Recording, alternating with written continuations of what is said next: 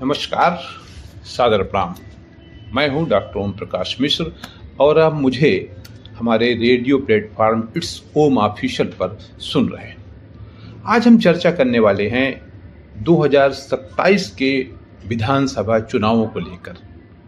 ये चुनाव 5 राज्यों में होंगे, जिसमें उत्तर प्रदेश है, उत्तराखंड है, पंजाब है, गोवा है, वगैरह वगैरह। लेकिन ये 2027 के जो चुनाव होने वाले हैं, ये अपने आप में काफ़ी क्रिटिकल, कॉम्प्लिकेटेड होने वाले हैं, क्योंकि जिस तरह का न केवल उत्तर प्रदेश, न केवल उत्तराखंड, बल्कि पूरे देश का जो माहौल है, जिस तरह का 2014 में जो पौध लगाई गई थी, वो पेड़ का रूप बन चुकी है।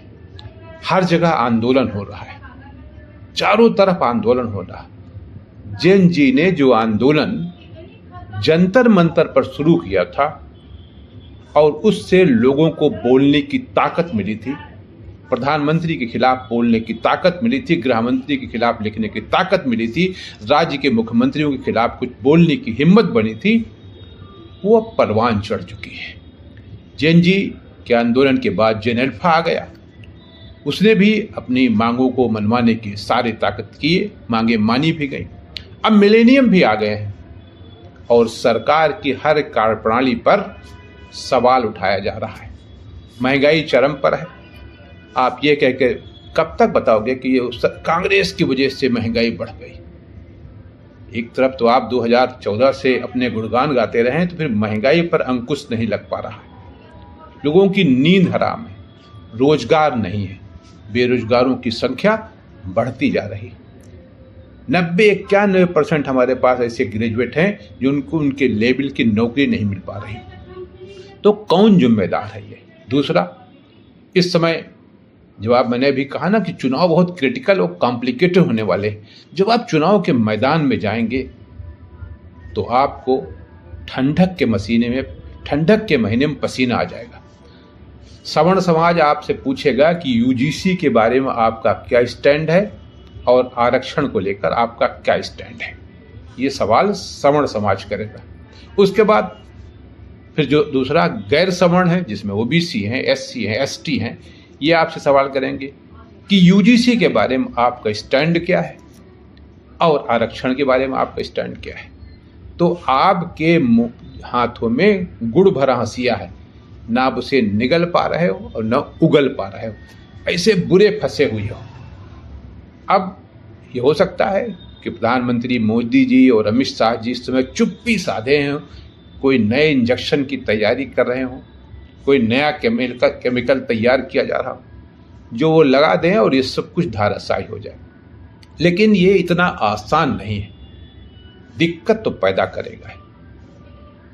सत्ता पक्ष को भी दिक्कत होगी, विपक्ष को भी दिक्कत होगी, तो विपक्ष को भी तो जवाब देना है। और सबसे बुरी हालत होगी ब्राह्मण नेताओं की, क्योंकि उनकी बोलती बंद है, वो कुछ बोल नहीं पा रहे हैं।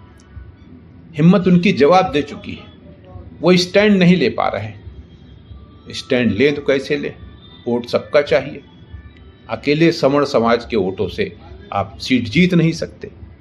तो आपकी बुरी हालत, और सबसे बुरी हालत आपकी होने वाली है, क्योंकि आप बटे हुए हैं। किस तरह लोगों को बांटा जा रहा है, समाज के टुकड़े टुकड़े कर दिए गए, और उस पर से रुतबा ये कि 2014 के बाद हमने देश का सर्वांगीण विकास किया है, भ्रष्टाचार का नामो निशान नहीं है। भ्रष्टाचार रग रग में घूमा हुआ है मान्यवर। एक्सप्रेस हाईवे जो बनाया गया था कानपुर वाला, लखनऊ से लेके, क्या हालत हो गई, आज तक ठीक नहीं हो पाया। अभी तक ये था कि लोग कहते थे कि दाल में पानी, यहां पानी में ही दाल हो गई, सब दाल ही काली कर दी आपने। इस तरह भ्रष्टाचार बढ़ा है। एक तरफ सवर्णों को आंदोलन चरम पे है, आप जंतर मंतर पर उनको रुकने नहीं दे रहे हैं, ठहरने नहीं दे रहे हैं, बातें नहीं सुन रहे हैं उनकी। पूरे देश में धीरे धीरे ये बीमारी बढ़ती जा रही है। सवर्ण समाज का जो आंदोलन है वो बढ़ता जा रहा है। आपके पास कोई रेमेडी ही नहीं, कब तक पुलिस से पिटवाओगे इनको? और अगर आप यू टर्न ले लोगे तो उधर एक तरफ शेर खड़ा है, एक तरफ नदी है, किधर जाओगे? तो बुरे फंसे हो ना। समाज को जो बांटने का कुचक्र किया गया था वो आपको ही खाने को तैयार बैठा है, क्योंकि आपने पहले हिंदू मुस्लिम किया, उनको लड़ाया, अब अवर्ण सवर्ण को लड़ा दिया। आप चाहते हैं कि आपकी कोई कमी बाहर ना आने पाए, वीडियो नहीं बनना है, प्राइमरी स्कूल के अंदर कोई जाने ना पाए, रसोई में कोई जाने ना पाए बाहरी आदमी। क्यों? इसलिए कि वीडियो बना के वायरल कर देगा और आपकी पोल खुल जाएगी। तो आप पोल खुलने से तो डर रहे हो, लेकिन काम नहीं कर रहे हो। कायाकल्प की तरफ कायाकल्प के जरिए उत्तर प्रदेश में सारे विद्यालयों का विकास हो गया, इंफ्रास्ट्रक्चर और ये वो सब लग गया। हालत क्या है? हालत ये है कि आधे आधे स्कूल पानी में डूबे हुए हैं, जाने का रास्ता नहीं। तो बड़ी बड़ी बातें, और हिंदू मुस्लिम कब तक ये खेल चलेगा? कभी न कभी तो खत्म होगा ही ना। और ये आपको बहुत दर्द देगा 2027 का चुनाव।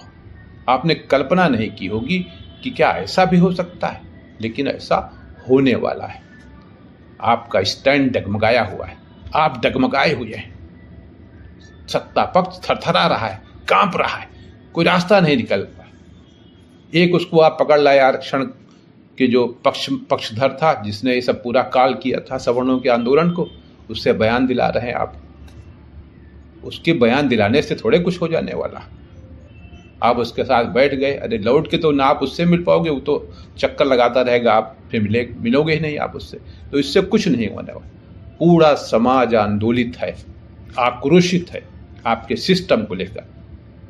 आप कह रहे हैं भ्रष्टाचार नहीं, हर पग पर भ्रष्टाचार है, कोई काम बगैर पैसे का नहीं हो रहा। तो मैं तो यही कहूँगा, वेट एंड वॉच, देखिए आगे आगे होता है क्या। आज के लिए इतना ही। नमस्कार।